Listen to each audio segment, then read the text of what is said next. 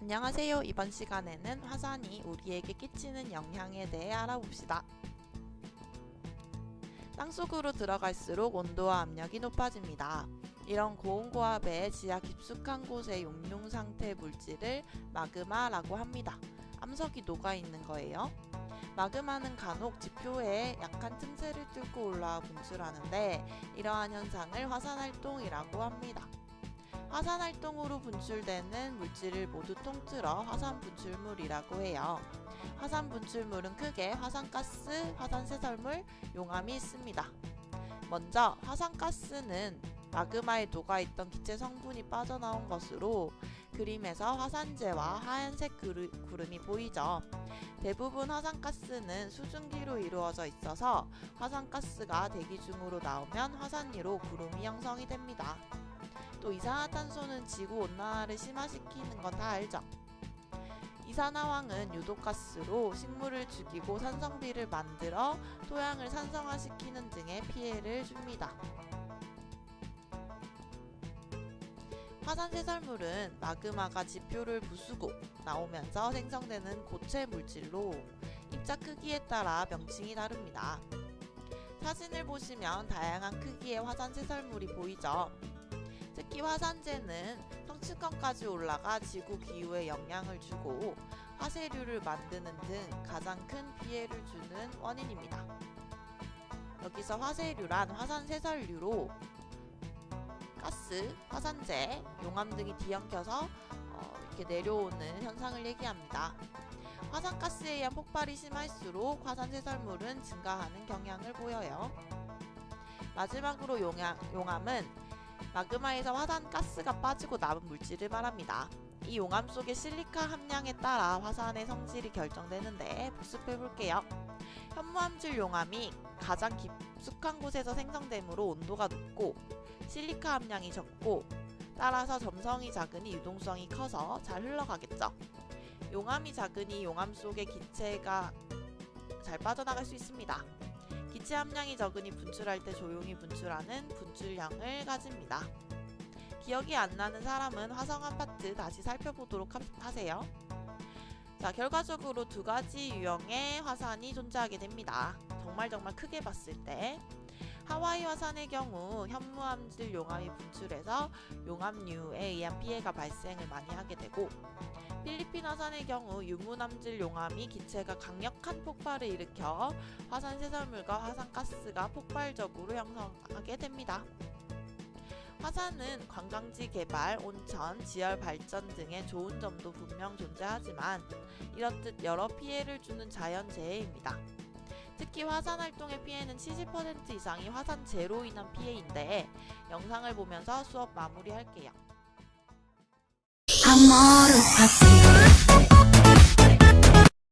이번 화산 폭발의 사망자가 유난히 많은 것은 용암보다 무서운 잿빛 폭풍이 있죠. 즉 화산 쇄설류가 발생했기 때문입니다.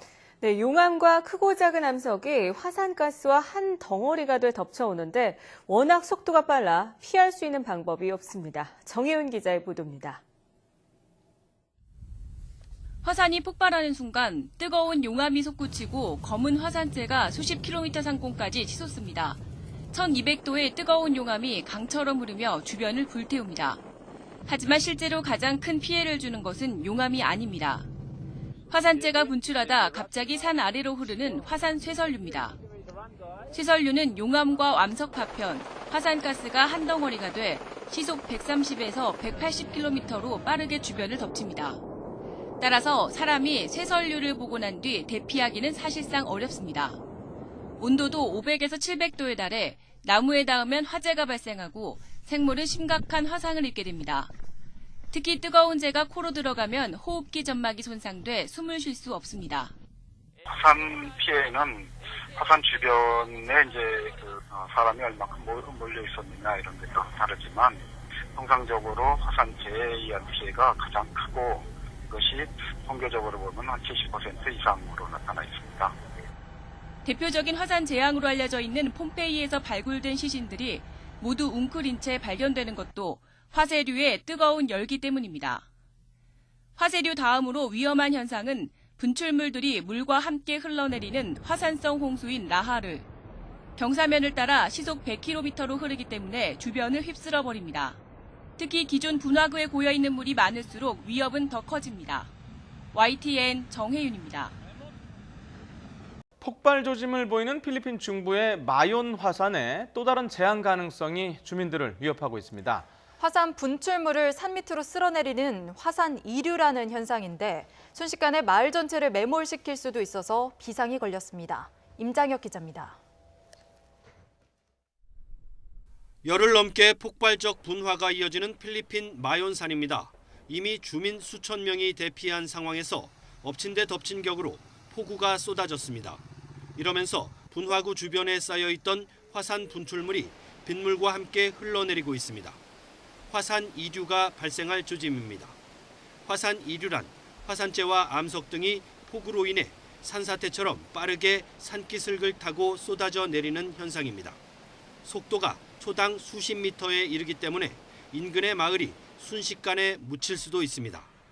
최근 마연산의 분화 과정에서 분출돼 주변에 쌓여있는 화산재와 암석의 규모가 대략 2,500만 세제곱미터로 추정되는 상황이어서 대책이 없으면 재앙이 우려됩니다.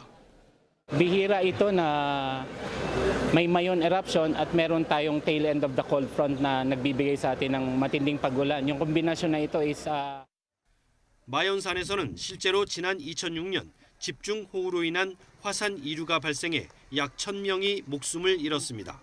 필리핀 당국은 집채만한 바위가 굴러떨어질 수도 있다며 화산 이류 주의보를 발령하고 주민들에게 대피태세를 갖추라고 권고했습니다. YTN 임장혁입니다. 네, 미국 하와이에서 최근 화산 폭발로 큰 피해가 났는데 이럴 때마다 우리 백두산 생각을 안 해볼 수가 없죠. 백두산의 폭발력은 하와이 화산보다 10만 배나 강한 것으로 추정된다고 합니다. 이 때문에 백두산을 하루라도 빨리 남북이 공동으로 연구해야 한다는 목소리에 힘이 실리고 있습니다. 신방실 기상전문기자가 보도합니다. 울창한 숲을 사이로 시뻘건 용암이 뿜어져 나옵니다.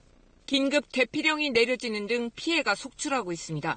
현무암으로 이뤄진 하와이 화산은 용암의 점성이 낮고 흐르는 성질이 있어 대피할 시간을 벌 수 있습니다.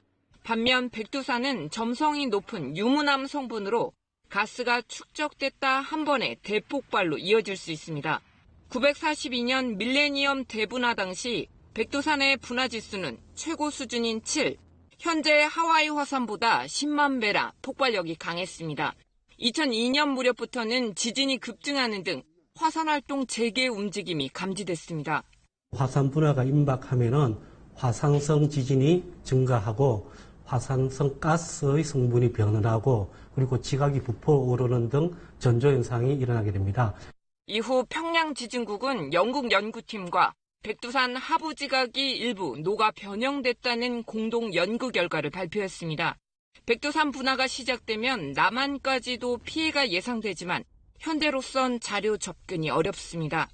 남북한 어떤 회담에 의해서 백두산에 우리 장비를 설치를 할 수 있으면은 데이터를 북한에도 주고 또 우리도 가져와가지고 그걸 이용을 할 수 있는 그런 기회가 될 수 있기 때문에 남북 화해 분위기가 무르익을 경우 남북 과학 협력을 통해 백두산을 공동 연구해야 한다는 목소리가 커지고 있습니다.